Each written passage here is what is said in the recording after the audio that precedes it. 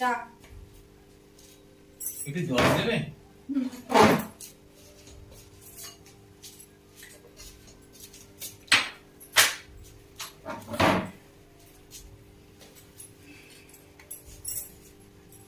কি গো, চা দিলে বিস্কুট দিলে না?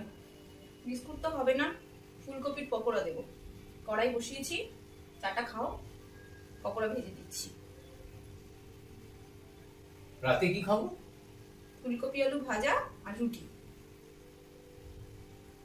দুপুরে ফুলকপির খিচুড়ি খাওয়ালে, এখন ফুলকপির পকোড়া খাওয়াবে, রাতে ফুলকপি আলু ভাজা?